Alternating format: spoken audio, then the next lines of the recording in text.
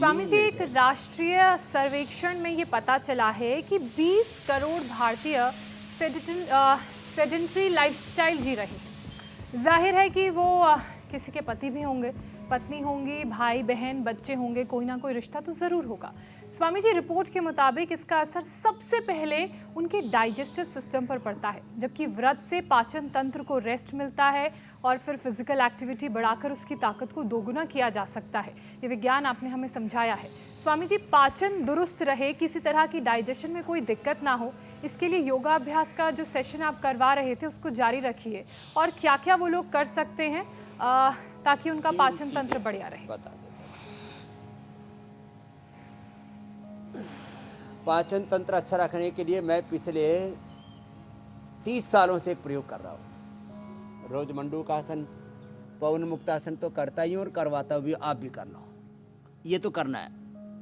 मंडूकासन, पवन मुक्तासन कम से कम 2 और फिर पूरे 10 के 10 का भी पैकेज करवा देते हैं, क्योंकि पेट तो करीब 99% लोगों का गड़बड़ रहता है। किसी को कब्ज, किसी को गैस। अब गैस वालों को हम गैस सर देते हैं, कब्ज वालों को अभयारिष्ट, त्रिफला चूर्ण, शुद्धि चूर्ण, बहुत तरह के लैक्सेटिव्स खाते रहते हैं लोग। वैसे तो दूध में इसबगोल, जिनको कब्ज है उनको गर्म दूध में, और जिनको कोलाइटिस आंव बनता है तो दही छाछ में, और किसी किसी को अचानक दस्त हो जाते हैं। सबके घर में त्रिफला कब्ज के लिए और इसबगोल दस्त के लिए होना चाहिए। दही छाछ में इसबगोल दे दो, कुटज जारिष्ट और कुटज घनमटी दे दो।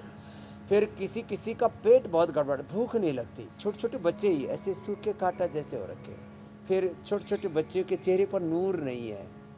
चाव चाव में थोड़ी चॉकलेट खा लेते, थोड़ी चिप्स खा लेते, कुछ ये अटरम सटरम खाते रहते बच्चे। तो हम बच्चों को फिर कहते हैं लिवोग्रिट दो भाई, सर्वकल्प का काढ़ा पिला दो। लिवोग्रिट को ना, उसको गोली को थोड़ा मुनक्का में, खजूर में या अंजीर में ऐसी पीस करके उसको चटा दो। ऐसे ही बच्चे को पता ही नहीं लगेगा, खा लेगा बच्चा। हाँ, उससे उसका लीवर अच्छा हो जाएगा। बड़ों का भी लीवर गड़बड़ है तो लिवोग्रिट खाली पेट लिवामृत खाने के बाद औषधि के तौर पर बता दिए बातें। 2 ही बार खाना, और जो खाना वही खाना, वात पित्त कफ त्रिदोष अपनी प्रकृति को देख करके। और अनार जरूर खाना, सुबह सुबह खाली पेट 1 अनार या 1 सेव, खाली पेट 1 अनार या 1 सेव। अनार तो बड़ा हो तो आधा ही खाना पड़ेगा, जरा बड़ा सा अनार हो तो 100 ग्राम पूरा परिवार के 2-3 सदस्य खा लें, जो भी है। मंडूकासन, अनार बहुत ज़रूरी है, सेव बहुत ज़रूरी है, इससे पेट एकदम अच्छा रहता है। और हाजमा तो ऐसा ज़बरदस्त रहता है, भूख कड़ाके की लगती है, फिर खाया पिया हजम भी हो जाता है, मेटाबॉलिज्म भी गड़बड़ नहीं होता है। नहीं तो सुबह आंवला एलोवेरा का जूस हमने सबको ही पीना सिखा दिया, आंवला एलोवेरा गिलोय, ये सारा देश पीने लग गया। इससे पेट बहुत अच्छा साफ, भूख बहुत अच्छी लगती, इंडाइजेशन होता नहीं है, और पाचन तंत्र ठीक रहेगा ना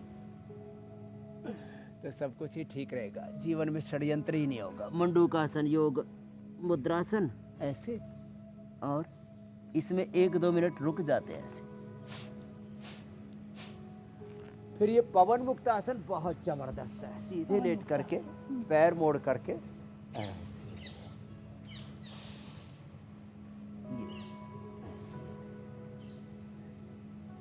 अब इसमें थोड़ा आगे पीछे झूल भी लेते हैं तो इससे कमर की मसाज भी हो जाती है और बहुत अच्छा लगता है मन को। ऐसे किसी की दूसरे की जरूरत नहीं पड़ती, ऑटोमेटिक मसाज हो गई ऐसे ऐसे। और पवन मुक्तासन के साथ साथ ही उत्तान पादासन, नौकासन, पादांगुष्ठनासा, स्वरसासन, सेतुबंध और सर्वांग हलासन भी यदि हो जाए तो कहना ही क्या है।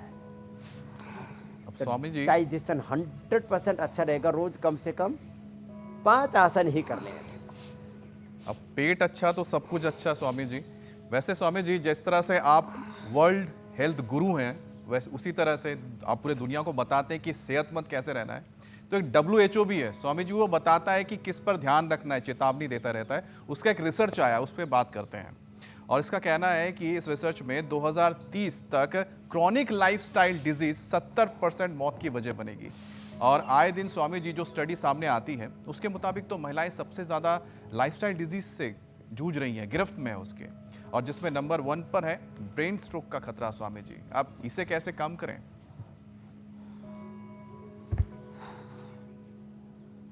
तो देखो, ब्रेन स्ट्रोक उनको होगा ही नहीं जो बचपन से, अभी हमने बताया ना, ये हलासन तो डाइजेशन पेट के लिए बहुत अच्छा है। खेत में जैसे जीवन खेत की तरह है, इसमें योग नहीं करेंगे तो खरपतवार उगेगी। योग के अच्छे बीज बोलो, सद्ज्ञान के, सद्भावों के, सद्गुणों के, सत्कर्मों के। जो सर्वांगासन बचपन से करेंगे ना, उनको कभी भी ब्रेन डिसऑर्डर, मस्तिष्क के रोग, एपिलेप्सी, पार्किंसंस, अल्जाइमर, डिमेंशिया, भूलने की बीमारी, over thinking, negative thinking, stress, anxiety, depression, ये सब कुछ होगा ही नहीं। नेगेटिव थॉट आएंगे ही नहीं। सुबह सुबह योग करके अपनी फ्रीक्वेंसी पॉजिटिव मोड पर सेट कर लेते हैं। ऐसे यदि ये ना हो पाए ना शीर्षासन, तो फिर अनुलोम विलोम कर लो भाई बहनों। सब अनुलोम विलोम तो अवश्य करेंगे। मेधावटी, मेमोरी ग्रिड या ओमेगा, सामान्य प्रॉब्लम होने पर एक से ही काम चल जाएगा। ओमेगा, मेधावटी या मेमोरी ग्रिड। गाय का घी खाली पेट 1 चम्मच खाना, या खाली पेट ब्राह्मी घृत ले लेना। मैं कई दिनों से बता रहा था, ब्राह्मी, शंख पुष्पी, ब्राह्मी, शंख पुष्पी, अश्वगंधा, मीठी बच, ज्योतिषमती, ये तो रखना चाहिए। बहुत अच्छा ये ब्रेन टॉनिक है। रेडीमेड में हमने मेधा, मेमोरी, ओमेगा दे दिया सबको। हमारा लगभग 1.5 किलो का जो दिमाग है ना, ये 80% अच्छी चिकनाई से बनता है, और सबसे अच्छी चिकनाई है गाय का घी। उसके बाद है वर्जिन ऑयल, फिर उसके बाद है फिजिकली रिफाइंड ऑयल, फिर हैं ये रिफाइंड ऑयल। लेकिन ज़्यादातर लोग रिफाइंड ऑयल खाने लग गए, ये गड़बड़ हो गया, तो इसका सुधार करना है।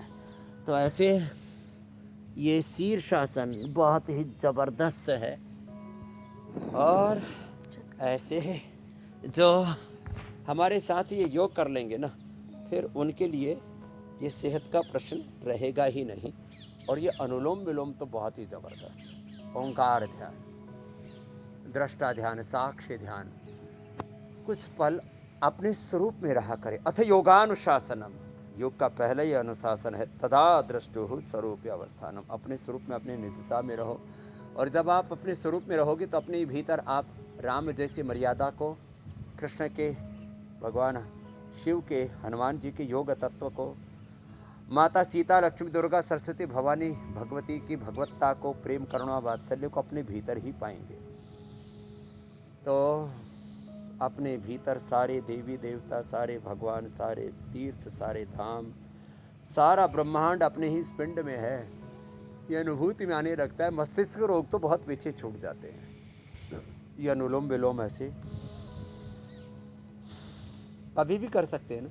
ये तो कार में बैठे बैठे, प्लेन में भी बैठे बैठे कर सकते हैं। और जिनको बड़ी बीमारियां हैं उनको थोड़ा लंबा करना चाहिए। ऑटोमेट डिजीज से भी बचा 72 करोड़ 72 लाख 10,000 200 बीमारियाँ 37 ट्रिलियन सेल्स इससे एनर्जाइज हो जाते हैं।